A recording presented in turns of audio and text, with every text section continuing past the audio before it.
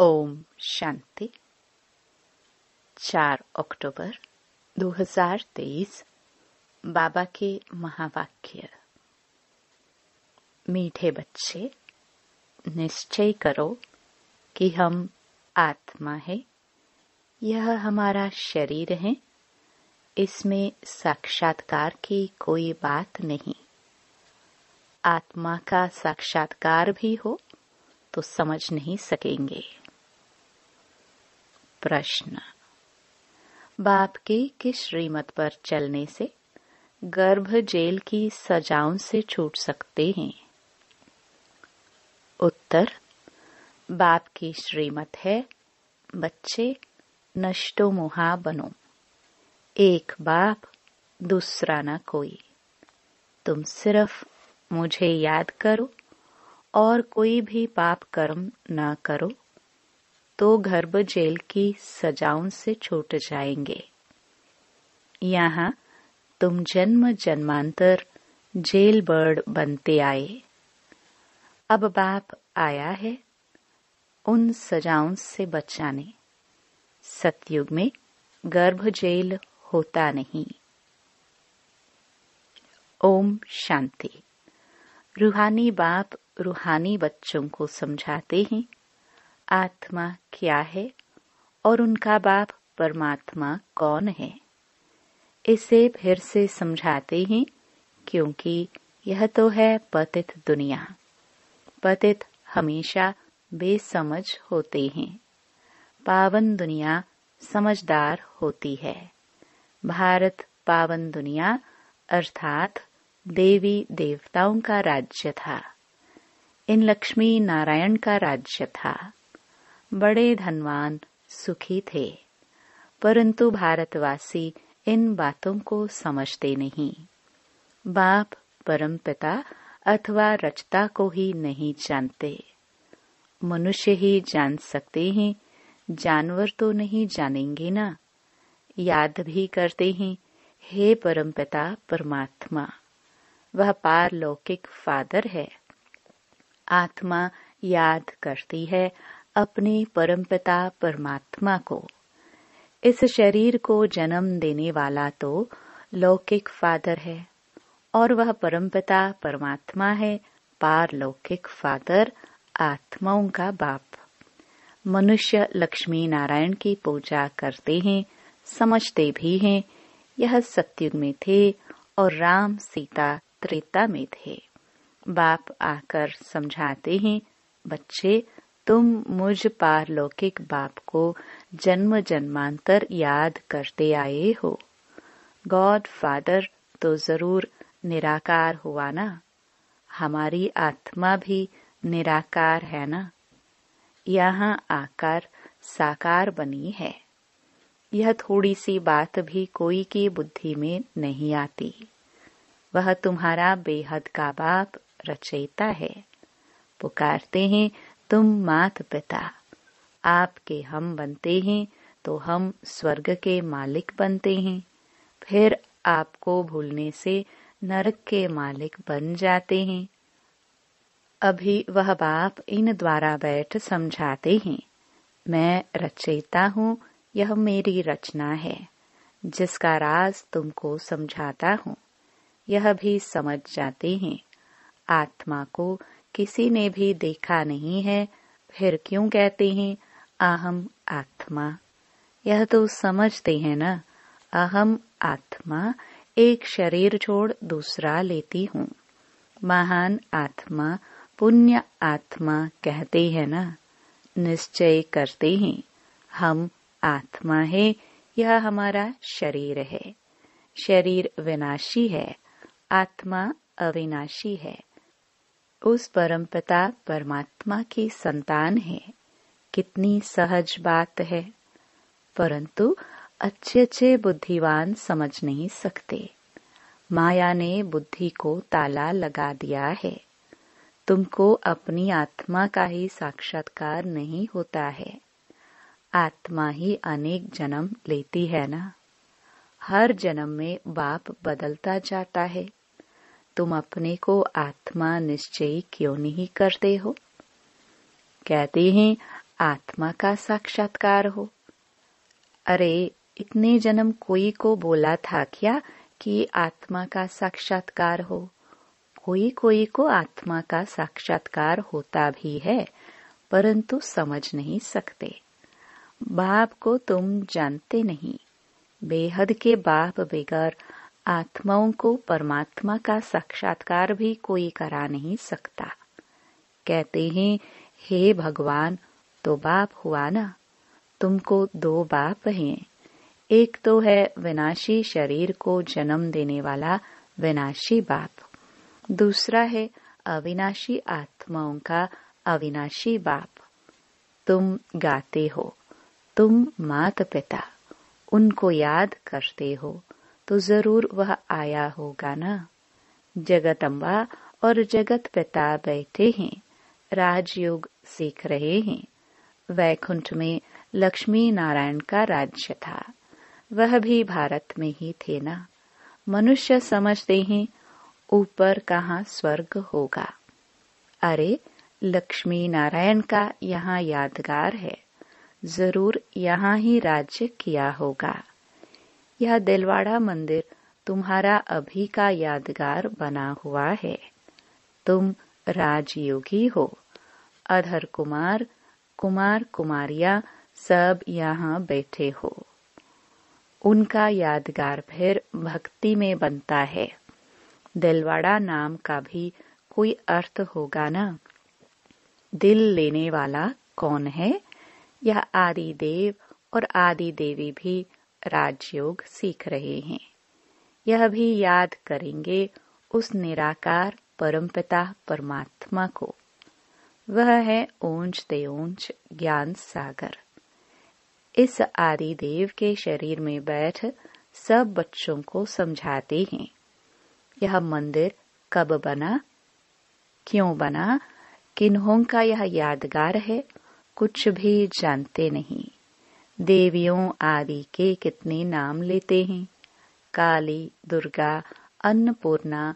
अब सारे विश्व की अन्नपूर्णा कौन होगी?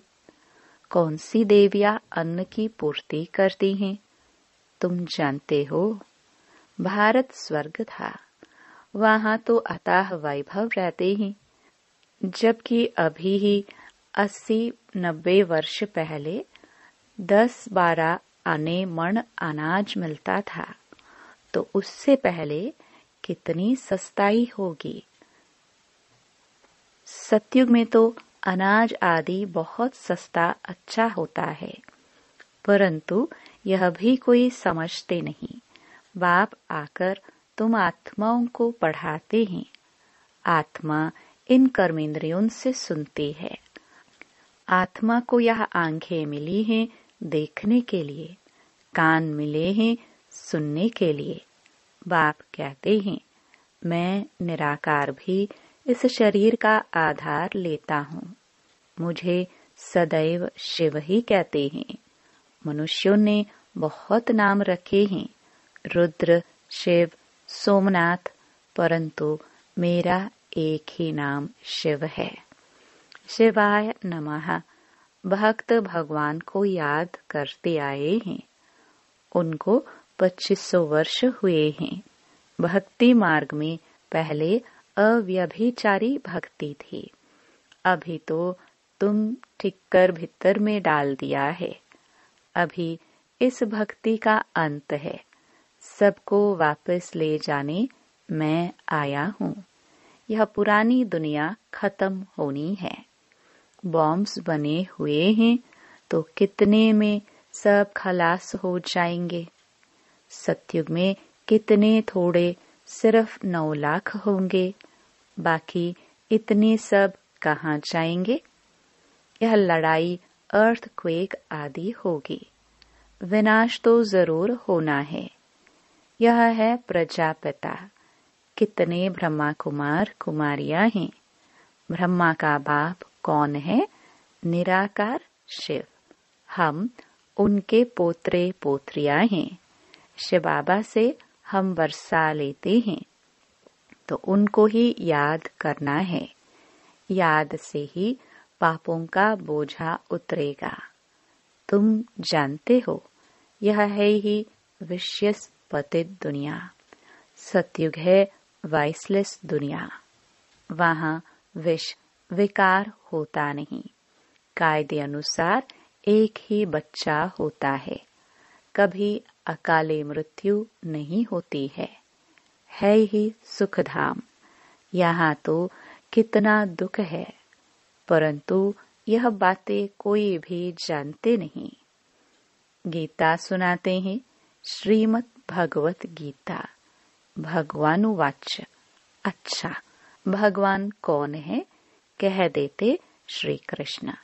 अरे वह तो छोटा बच्चा है, वह कैसे राजयोग सिखलाएगा?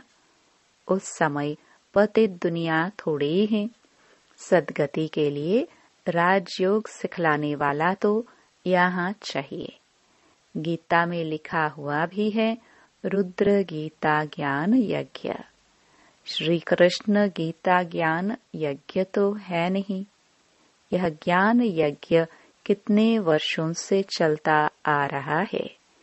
इनकी समाप्ति कब होगी? जब सारी सृष्टि इसमें स्वाहा होगी। यज्ञ जब समाप्त होता है तो उसमें सब कुछ स्वाहा करते हैं ना।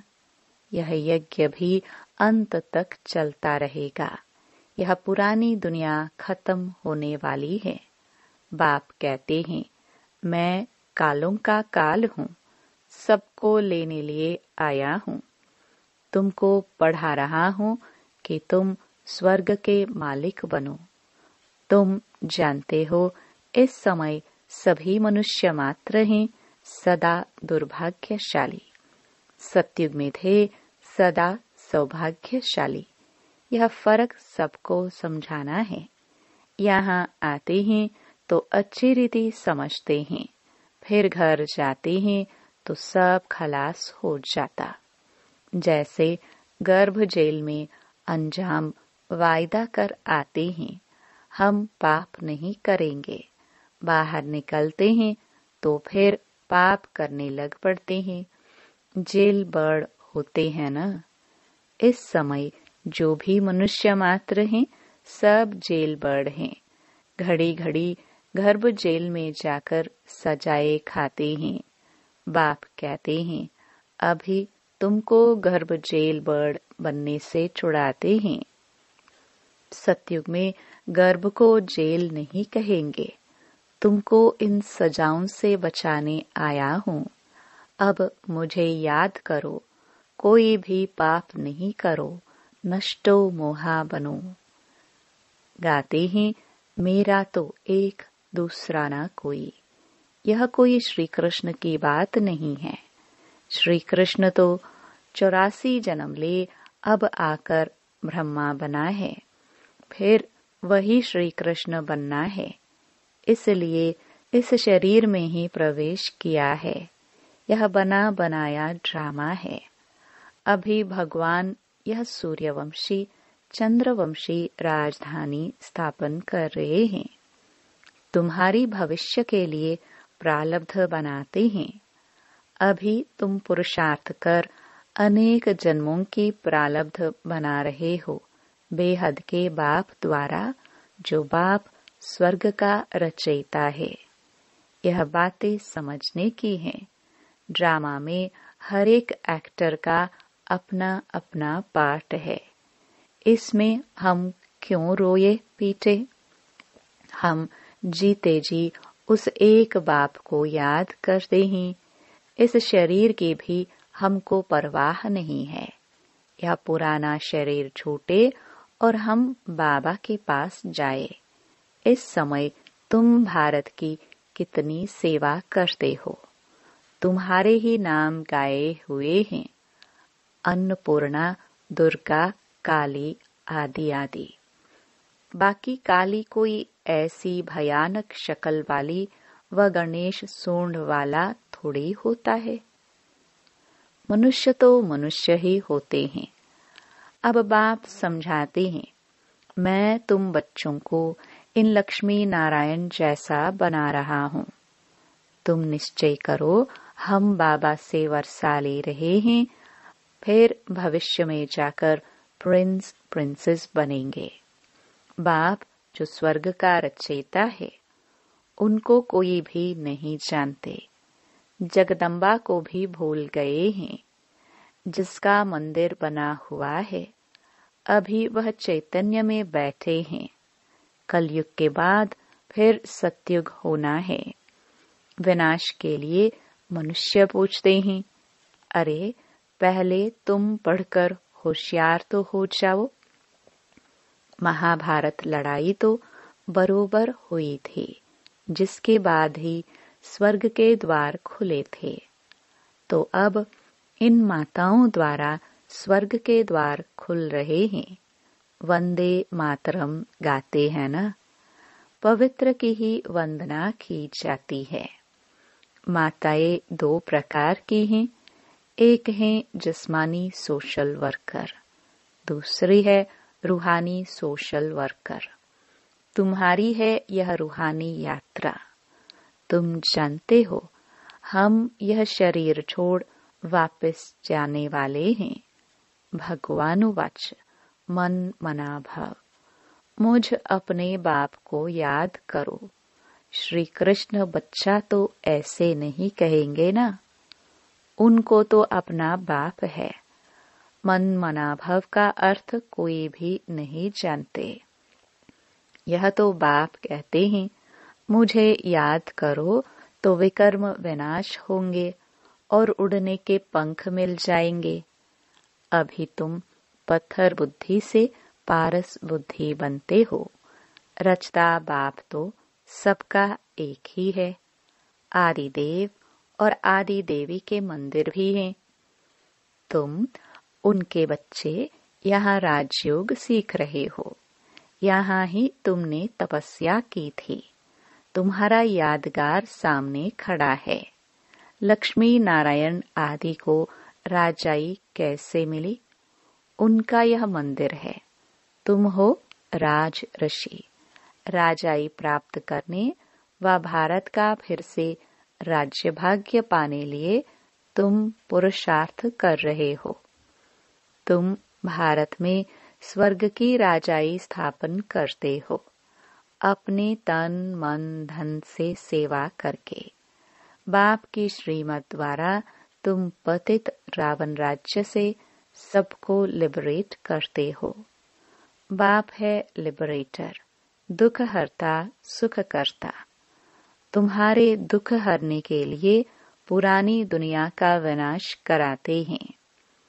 तुमको दुश्मन पर विजय पहनाते हैं, तो तुम मायाजीत जगतजीत बनेंगे। तुम कल्प कल्प राज्य लेते हो और फिर गवाते हो। यह है रुद्र शिव का ज्ञान यज्ञ, जिससे यह विनाश ज्वाला निकली है। वह सब विनाश हो जाएंगे और तुम सदा सुखी बन जाएंगे। दुख शुरू होता है द्वापर से। बाप कहते हैं, मैं आकर नरकवासियों को स्वर्गवासी बनाता हूँ। कलयुग है वेश्यालय, सतयुग है शिवालय। तुम बेहद के बाप से स्वर्ग के मालिक बनते हो, तो यह खुशी का पारा चढ़ना चाहिए ना। अच्छा, मीठे मीठे सिखिलदे बच्चों प्रति मात पिता बाप दादा का याद प्यार और गुड मॉर्निंग।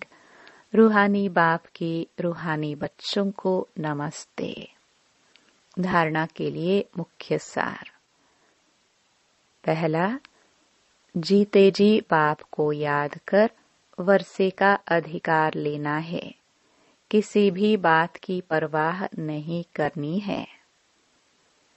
दूसरा, श्रीमत पर अपने तन मन धन से भारत को स्वर्ग बनाने की सेवा करनी है और सबको रावण से लिबरेट होने की युक्ति बतानी है।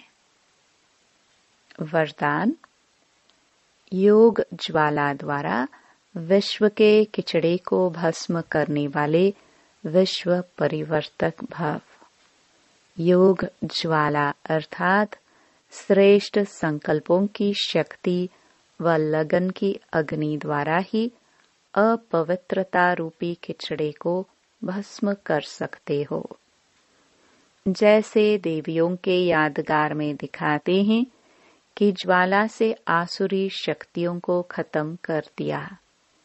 यह यादगार अभी का है, तो पहले ज्वाला रूप बन आसुरी संस्कार स्वभाव सब कुछ भस्म कर संपूर्ण पावन बनो।